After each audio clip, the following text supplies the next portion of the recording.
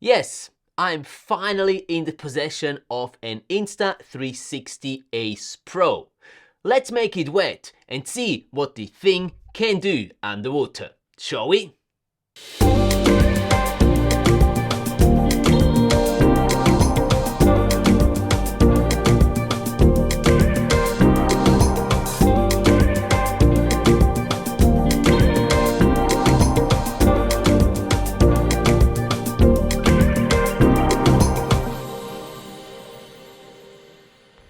Welcome back to the channel for this long-awaited underwater test of the Insta360 Ace Pro.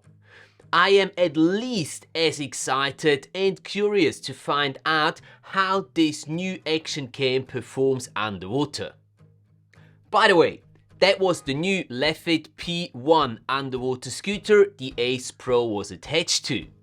Subscribe and stay tuned to this channel to not miss the full review of this new underwater scooter, which will be published here on the channel in a couple of weeks. Back to today's video and how this review is going to go. Of course, we could talk about all the crazy features the Insta360 Ace Pro boosts on paper. But I think that would be quite unnecessary, as there already is so many reviews out there talking about those features. Instead, I want to do more of a first-hand experience review for you. In a moment, I will show you some example clips that I have taken using the Insta360 Ace Pro here in the Lake of Zurich in a variety of different settings. On each of the clips that I'll show you, I will show you on screen what exact settings have been used to capture that clip.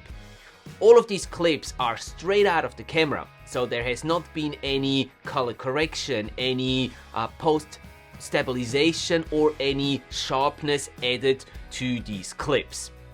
Have a look at each of these clips and make up your mind, and afterwards we'll discuss what we just saw and we'll hopefully come to a positive conclusion.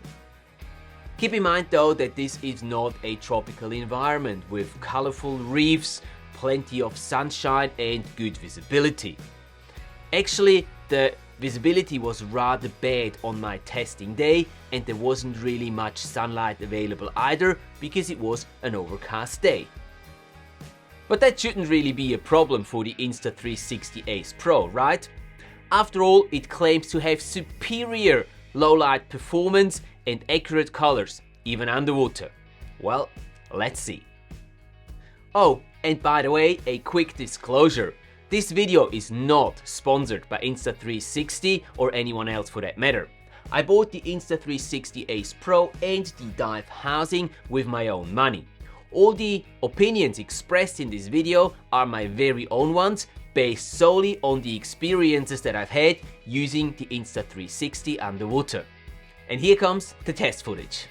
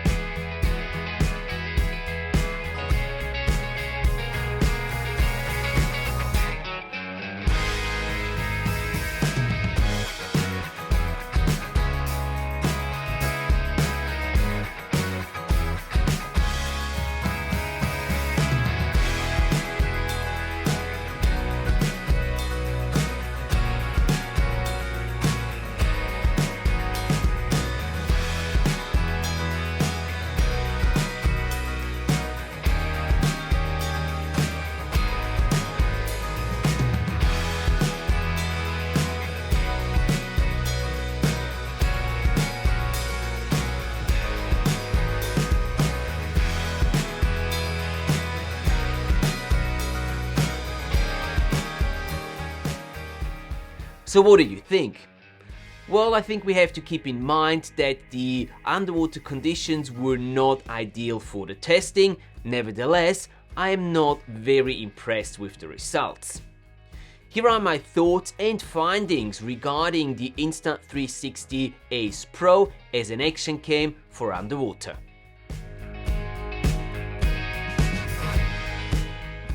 First and foremost, and the biggest issue I have with the Insta360 Ace Pro is the constant color shifting. Did you see it? The color shifts very quickly when the light conditions change, and the shifts are quite dramatic.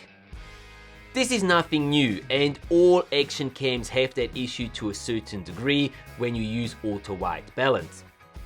And it's a real problem underwater, as the light conditions can change quite quickly, throwing off the auto white balance. The iPhone had the same issue until Apple fixed it with a recent firmware update, where you can now lock auto white balance while recording. So the camera will determine the white balance on the first frame of your recording and then lock it and not shift anymore until you stop the recording. I would really love that feature in literally any action camera in 2024. Because let's be honest, a shot like this is simply unusable due to its massive and abrupt color shift. The color accuracy on the Insta360 Ace Pro is not very consistent. On some shots the colors look quite okay, and then on other shots they are way off. Sure, I've used different color profiles, but even within the same color profile the results are quite different, even if no environmental factors change. Seems like the white balance algorithm is not quite there yet, at least not for freshwater diving like here in Switzerland. Their promise of accurate underwater colors has not quite been met in my opinion. Generally speaking, I think it pushes too much red into the shadows. Here is a comparison shot I took on the same dive with my GoPro Hero 12. Both are straight out of the camera, and I must say I like the GoPro shot better. Another issue I found with the colors are the skin tones when using underwater video lights. Look at how red my face is when using video lights. When filmed without lights, it looks much nicer.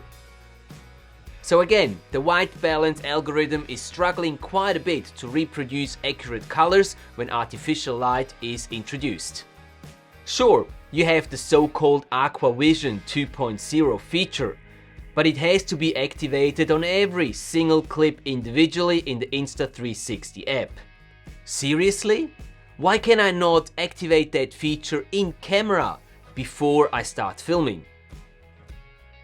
Activating Aqua Vision 2.0 on every single clip individually is rather tedious, and I can instead just as well import the footage into Final Cut Pro and make all the adjustments there, and I can do it a lot more precise there too. I personally find the Ace Pro footage to be rather on the soft side. Sure, this might be caused by the bad visibility to a certain degree and the fact that I have set sharpness to medium, but that's what I do.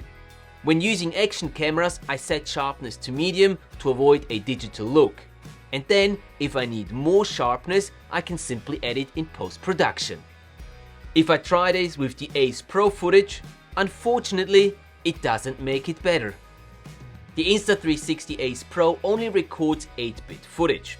And according to Insta360, a firmware update giving us 10-bit color depth is not planned. This is a pity, because if you start playing around with the color correction, which in my opinion you will need to do for best results, you can see the footage falling apart rather quickly. This is quite normal with 8-bit footage, and it's also the reason why other action cam manufacturers like GoPro and DJI have switched to 10-bit color depth on their action cams. Insta360, I think you should really reconsider and give us 10-bit color depth on the Insta360 Ace Pro. But please don't get me wrong, not all is bad with the Insta360 Ace Pro. I really like the big and bright 2.4-inch LCD screen. The fact that you can rotate it 180 degrees doesn't really do much when you use it inside the dive housing underwater, but it is a nice feature for on land. It seems like the Insta360 Ace Pro has less noise in the footage, even in darker environments, probably due to the rather large sensor. The only exception is when for whatever reason it overexposes a shot and you have to darken it down again in post. In these situations you can see a fair bit of noise. But as long as you expose it correctly, the noise in the footage is very acceptable for an action cam.